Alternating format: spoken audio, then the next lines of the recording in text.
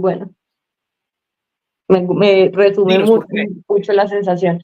A ver, sí es cierto lo que dijo la vocera de Sura, Juanita, de que la crisis es estructural. Eso es cierto. La crisis del sistema de salud es estructural, no es exclusiva de este gobierno. Nosotros, como yo les he contado en los programas anteriores, hay una crisis de sostenibilidad, pues porque la gente llegan nuevas tecnologías, la gente vive más, al vivir más se enferma, pues más, y entonces requiere nuevas tecnologías. Eso implica una presión financiera sobre el sistema y no necesariamente tenemos los recursos. Las fuentes de financiamiento siguen siendo las mismas de hace muchos años, entonces no hay nuevas fuentes de financiamiento para el sector, pero el gasto en salud sí sigue creciendo.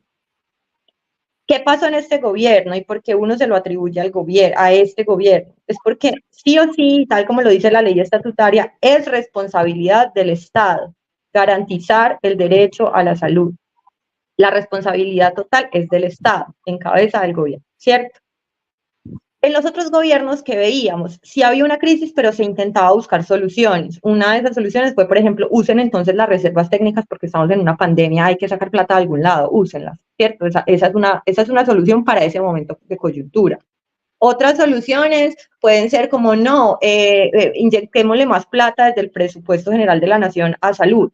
Pero entonces aquí hay conversaciones que no queremos dar, que son conversaciones incómodas, y es hasta dónde, o sea, hasta dónde vamos a dar plata, hasta dónde vamos a poner recursos, o hasta dónde se financia eternamente, porque es que nosotros tenemos esa disyuntiva por la Constitución y porque la salud es un derecho fundamental en Colombia. Entonces, sí o sí tiene que estar garantizada, o sea, acá no podemos poner barreras de acceso, pero no poner barreras de acceso implica tener más gasto y que el gasto siga creciendo en el tiempo. Y ¿qué ha pasado en este gobierno? Pues han detenido los giros de presupuestos máximos hasta por 3 o 4 meses, han dejado de pagar deudas de otros años que habían adquirido otros gobiernos, esas deudas se adquirieron en otros gobiernos, pero igual hay que hacer un plan de pagos, o sea, hay que pagarlas. Pues este gobierno no llegó a recibir de ceros el país, pues llegó a recibir el país como estaba, y ese como estaba implica unas deudas, y no las quiso pagar, se lo tuvo que exigir la Corte Constitucional. Entonces ahí ya hay una presión financiera sobre el sistema. Y la misma Corte le dice a Guillermo Jaramillo, oiga, revise la UPC, revise el cálculo de la UPC, que es la plata que entra pues por cabeza a cada EPS, y no lo han revisado. Entonces, ¿qué hicieron? Y eso me parece además horrible, me parece de quinta lo que hicieron. Para revisar el cálculo de la UPC, les dijeron a las EPS que entregaran información. Y esa información son entre 500 millones y 600 millones de facturas. Les pidieron las facturas desde 2019 hasta la fecha. Y esas facturas desde 2019 hasta la fecha les dieron 2 semanas para entregarlas. Y es imposible recolectar esa información y almacenarla para entregarla, pero además, ¿quién la va a revisar? ¿Quién la va a revisar? O sea, el gobierno no tiene la capacidad de revisar esa información, ni el software que la va a revisar. Y si tuviera el software va a tener problemas porque, claro, en la codificación del sistema hay muchos problemas, tenemos muchos problemas de información. Entonces, ¿qué pasa con esa presión del sistema? Yo no sé si ustedes se acuerdan que el año pasado 3 EPS escribieron una carta y le dijeron al gobierno, oiga, si esto sigue así, no vamos a ser capaces de seguir, no vamos a ser capaces de seguir. Y ya lo habían anunciado. E igual siguieron, trataron pues se apretaron en cosas, siguieron, intervinieron a las Sanitas, Compensar fue la primera que dijo, no, yo pues no puedo, me voy, o sea, te paso mi retiro voluntario, pero era cuestión de días para que los demás lo hicieran. Y el gobierno trató como de negociar y decir, no, entonces se van a volver gestoras y embobarlos con ese caramelo a las EPS, que además es un caramelo delicioso, pues yo también me lo comería, porque si no tengo que hacer nada, sino que como dijo Alejandro Gaviria, solo voy a ser porrista del sistema y me pagan billones, pues yo también voy a aceptar eso. Entonces esa fue la transacción que hicieron las EPS con el gobierno, el acuerdo para sobrevivir. Pero eso tampoco pasó. O sea, fue como esos acuerdos que ellos se han intentado hacer muchas veces y los tienen ahí enredados con promesas y ahí llevamos 2 años porque así funciona este gobierno. Entonces, ¿qué pasa? Pues nada, Sura dice como que o me intervienen o entrego. pero pues yo no quiero que me intervengan, entonces voy a entregar, mejor me salgo de acá y pues ya está, mira, ahí tiene su población, y que además me pareció responsable porque la forma de Sura plantearlo fue, yo puedo entregar la población progresivamente para que genere menos impacto para los pacientes, o sea, que sea una transición progresiva, racional, coherente. Al gobierno no le gustó mucho esa propuesta, y de hecho en el video que compartió, yo hice un hilo en X que compartió Isabel Zuleta hoy diciendo lo de Sura, que le daba muchísima rabia que Sura, que le decía al gobierno que no aceptara el retiro voluntario y que los tomara. Pues las intervenciones que han hecho a las EPS recientemente se llaman intervenciones administrativas. Entonces hay intervención para liquidar y hay intervención para administrar. El gobierno no ha hecho intervenciones para liquidar, ha hecho intervenciones para administrar. ¿Y eso qué implica? Que el gobierno toma posesión de la junta directiva de la EPS, de la presidencia de la EPS y por ende de los recursos de la EPS y de esa población. Y el gobierno decide con quién contratar servicios, a dónde mandar a los pacientes, porque es el gobierno el que empieza a administrar esas EPS. Entonces, a hoy, con las intervenciones que ya tenemos, el gobierno tiene 29 millones de personas en su poder, pues la salud de 29 millones de personas la tiene en su mando, en su poder, etcétera. ¿Qué pasa cuando Sura sale? Pues si Sura sale, ellos le intervienen, que básicamente era lo que decía Isabel Zuleta en su video, no les acepten el retiro voluntario, porque cuando uno se retira voluntariamente inicia un proceso y uno sigue en control de la gente, de los recursos, de la contratación, hasta que acabe de entregar, que eso es un proceso de transición, que es una forma, de alguna manera, ni siquiera de permanecer en el negocio, sino hasta de ganar tiempo para los pacientes, porque finalmente van a salir del negocio, lo que están haciendo es ganando tiempo para los pacientes.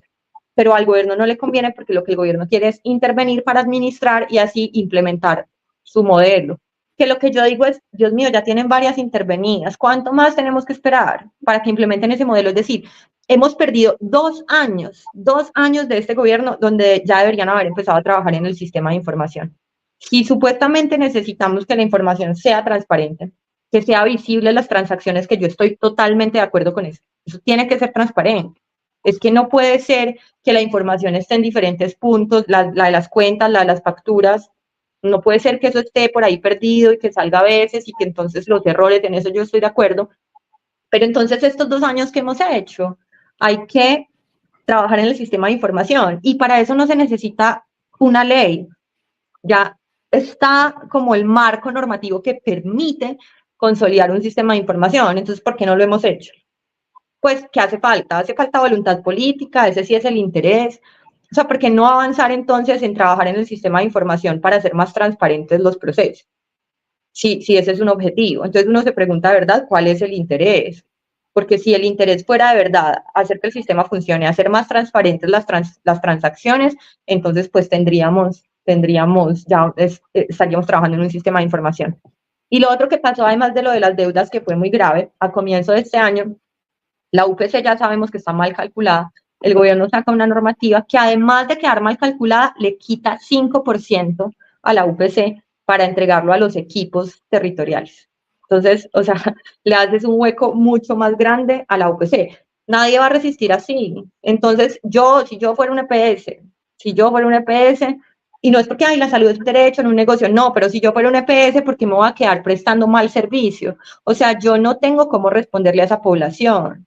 Entonces, si no tengo cómo responderle a esa población, lo ético es salirme, porque yo no me voy a quedar ahí recibiendo la poca plata que me está llegando, pero igual no tengo que poner barreras de acceso, no puedo garantizar los mismos servicios, tengo que estar negando cosas, prefiero salirme. De verdad, yo me saldría también. Yo los invito a que cantemos la canción todos juntos. Si yo fuera una EPS, si yo fuera una EPS, también me saldría. No, y aparte lo otro que uno ve es como, Dios mío, a las EPS de hecho les conviene más. Entonces no sé por qué la gente sigue diciendo como que uno es defensor de las EPS, y es no, nadie está defendiendo las EPS, estamos defendiendo el modelo, el sistema de salud como tal. Porque, ¿qué pasa? La EPS se sale y que eso es un holding empresarial, ellos solo pierden una parte de su negocio, pero pues, por ejemplo, en el caso de Sura, ellos siguen teniendo su parte de los negocios que son, pues es el aseguramiento privado, y pueden vender sus pólizas y también tienen IPS y pueden entrar a competir en el mercado de los prestadores. O sea, ellos realmente no tendrían ni siquiera por qué estar ahí. Es decir, y no les va a pasar nada con salirse. Entonces uno no está defendiendo a Sura porque amo las EPS y defiendo a Sura, no, y normalmente la reacción es la preocupación, es no sé qué va a pasar conmigo, es como muchísima incertidumbre, y esa incertidumbre sobre el sistema, que Isabel Zuleta decía en ese video, como que es que Sura está generando pánico, pánico y temor en la población, y Sura está saliendo, es que la responsabilidad es del Estado, la responsabilidad en la garantía del derecho es del Estado y la incertidumbre la está ocasionando el Estado. Entonces, es como, marica, hazte responsable de tus actuaciones. Estás generando presión e incertidumbre sobre el sistema, bueno, tienes a la gente enojada, entonces no hagas eso si no quieres que la gente, pues, no se enoje.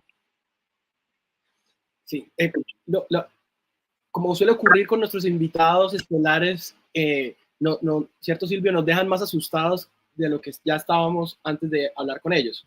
Por ejemplo, no quiero. Parecen siempre, y parecen siempre como ángeles caídos que vienen yo no sé de dónde, porque cuando uno escucha a sus amigos, parece que la espiral del silencio ya les hubiera carcomido el seso, pero cuando se encuentra a un Álvaro Perea o a una Hanna Escobar, pues yo agradezco tanto tu conocimiento como la forma clara en la que lo comunicas y gratuita. O sea, acá estamos haciendo un servicio para la comunidad. La emboscadura está haciendo democracia en este momento porque estamos haciendo pedagogía con Hanna, que sí conoce la reforma a la salud, no como la mayoría de los ciudadanos, y tampoco conocemos la historia de por qué Sura se ha ido. Miren, cuando ya nos decía que el gobierno, perdón, esto no es propaganda, cuando Hanna nos decía que el gobierno dejó de pagar, recordé lo que expone Alejandro Gaviria, que yo no lo conozco. Él es hermano de un amigo mío, pero yo no lo conozco. He leído 3 libros de él, pero no es mi amigo. No tengo por qué defenderlo, más que por sus ideas. Y él ha hablado de la destrucción controlada. ¿Cómo es? De la explosión. La explosión controlada. Y lo advirtió. Y eso es lo que hace Gustavo Petro en su gobierno. Deja de atender los servicios, lo que debe, sus responsabilidades, hasta que se quiebra. Y luego dice, hasta que se quiebra la salud, va a pasar con la educación. Y luego dice, sí, la solución es la mía, yo soy el que tengo la respuesta. Y la respuesta es socialismo del siglo XXI. Yo estoy harto de todos los que dicen, todavía estás con el cuento de que vamos a ver como Venezuela. Una señora escribió hace 15 días, dice que ustedes todavía están con el cuento de Cuba. Con el cuento de Cuba, a mí me mandan de la ONG Prisiones de Fanda, me mandan un boletín mensual hablándome, me mandan sobre cómo es la represión de la libertad de expresión en todo el mundo. Y siempre lo primero es alerta Cuba. Hay 1.200 prisioneros en este momento por pensar distinto, por objetores de conciencia.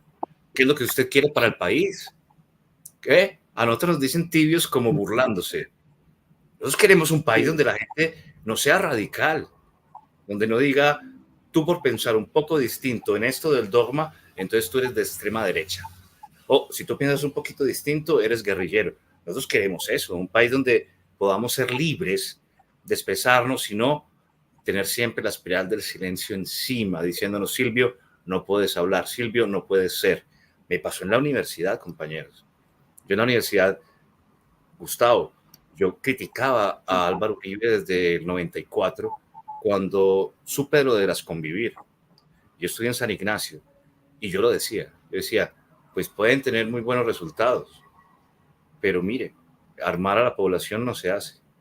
Y cuando estaba en la universidad lo repetía. ¿Y sabe qué me decían mis amigos? Me decían, parce, vale, pero no hablé mucho de eso. Es que por acá ahora hay mucho paraco, weón, no hable. Y decía, ¿qué? Entonces vos sos el paraco. Me estás diciendo que me calle. ¿Quién es el paraco? Es la espiral del silencio. Así funciona también en la calle. Una petite reflexión Durenagos. No, No, no estoy de quería, acuerdo. espérate que no quería dejarlos con la tensión del tema de Sura, no, o sea, hay que mantener la calma, de verdad hay que mantener la calma porque esto es un proceso, o sea, la pueden intervenir o puede que sí le acepten el retiro voluntario, en cualquiera de los dos casos, el sistema no va a cambiar de un momento para otro, entonces no hay que salir corriendo a otro PS, no, pues hay que mantener, sí, la calma. Y Entonces, si no, usted no o tiene sea, como no PS, dejarse llevar a ese pánico, perdón. Hanna, usted que sabe, Pero mira, bueno, se extinguió sin extinguirse, como hace la gente que sabe. Bueno, ya volvió. No, espérate. Bueno, sí, se extinguió. Los invitamos a suscribirse al canal, activar la campanita. Vamos a tocar otros 2 o 3 temas esta sesión extraordinaria de la escaramuza, porque anoche tuvimos el taller del zorro emboscado. Entonces uno no puede atender 2 trabajos en tan poco tiempo. Por eso empezamos este programa de forma exclusiva esta tarde. Queremos saludar al oyente que está allí ahora. Muchachos, hay que mantener la calma con Sura. Nos gusta eso. Nos gusta porque en realidad, por ejemplo, mi madre tiene atención de Sura, entonces nos preocupamos. Pero yo le quiero hacer una pregunta útil. Alguien que no tiene PS en este momento en Colombia, por ejemplo yo, y que no tiene un trabajo que le pague cada mes a alguien, ¿qué le recomienda? A que, por ejemplo, yo no puedo ir al CISBEN. Entonces, ¿qué hago? ¿A dónde me inscribo? ¿Qué puede hacer otro colombiano que esté en mi circunstancia? Al CISBEN, pero el CISBEN es una categoría, al régimen subsidiado, no puedes ir al régimen subsidiado, CISBEN es solo una categoría. ¿Cómo así? ¿Por qué no tenés DPS? Pero no, uno cómo pide ese servicio. ¿Por qué no tenés DPS? No, Porque se cerró mi EPS, que se llamaba Comeva, luego me metieron a Sura en el trabajo y quedé sin trabajo y no sé cómo, no sé. a mí me parece más costo efectivo aportar a la salud, pues de verdad, me parece más costo efectivo pagar el aporte sobre un mínimo, por ejemplo. Eso lo puedes hacer, cotizar sobre un mínimo y ya está. Normalmente a vos te atienden cuando, por ejemplo, la población pobre no afiliada es un grupo vulnerable y ese grupo está cubierto pues por las entidades territoriales, por las gobernaciones, las alcaldías tienen recursos para cubrir esas atenciones. Pues lo ideal es que uno esté afiliado al sistema porque es mucho más barato, porque en tu caso, por ejemplo, que no puedes hacer parte del régimen subsidiado porque vivís en cierto lugar, tenés cierto tipo de ingresos, etcétera, etcétera, no estás en una categoría CISBEN que haga que puedas acceder al subsidiado, pues te toca el gasto de bolsillo, o sea, te toca pagar de tu plata, te van a cobrar los prestadores de forma particular, por eso uno dice que es más costo efectivo pagar al sistema, porque finalmente el sistema te va a cubrir lo que sea, después cuando te pase algo, si no estás asegurado, o sea, no estás afiliado a nada, no, o sea, te toca responder a vos por la plata. Hanna, pero esa pregunta no es solo retórica, sino informativa. En tanto, hay gente que dice que ante la salida de Sura, lo más recomendable es comprar pólizas. ¿Qué piensa usted? Pues hay que aprovechar las pólizas que ahorita están muy bajas porque no sabemos qué va a pasar, ¿cierto? Esa es la incertidumbre del sistema, no sabemos qué va a pasar, somos jóvenes, adultos sobre todo, que todavía pueden acceder a pólizas, algunos sin preexistencias. Y Sura, por ejemplo, está sacando, y los demás van a salir a competir también. Seguro que por ahí debe haber ya varios compitiendo por el mercado de las pólizas porque lo ven como una oportunidad. Entonces no está mal, o sea, digamos que si Sura te ofrece una póliza de 85.000 pesos, que entiendo que yo no tengo póliza, yo pues no tengo póliza, yo estoy en la EPS, estoy normal, no, pues no quiero comprar una póliza, pero pues si te ofrecen una póliza de 85.000 pesos, pues ¿por qué no la comprarías? O sea, si esa póliza te va a cubrir ciertas idas al médico, es decir, puedes hacer esa inversión, por ejemplo. Pero creo que es una decisión muy personal. Yo lo que digo es que el sistema no se va a acabar de la noche a la mañana. Entonces, no, o sea, yo no recomiendo salir locamente a comprar pólizas. Es decir, si tú venías en el plan complementario de Sura, por ejemplo, y ahora como Sura se va y está acabando el plan complementario, pues compra una póliza, tú ya hacías esa inversión. Pero a los que no, pues yo no les recomiendo salir a comprar una póliza. Hay muchas personas que anticipando la transformación del sistema lo están haciendo, pero es que finalmente todavía seguimos en ese estado de incertidumbre, o sea, no pasa hasta que no pase, y eso puede ser en un año y medio, no sabemos qué va a pasar en 2026. Que es el peor estado en el que se puede estar. Un saludo Sí. a Gustavo que ha vuelto, a Federico te agradece, dice, gracias por explicar el tema de las EPS con tanta claridad. Hanna, un saludo a Fede, lo queremos mucho. Gustavo, ¿qué iba a decir? Bueno, creo un último tema, ¿no? Un tema muy bacano y saludamos a Carvalho. Vas a hablar de Daniel Carvalho. Sí, correcto. Voy a mostrar un video que él publicó, creo que antes de ayer, en referencia a Carlos Carrillo, que es el nuevo director de la unidad de la gestión del riesgo, ¿cierto? Que esto es a partir de un intercambio un poco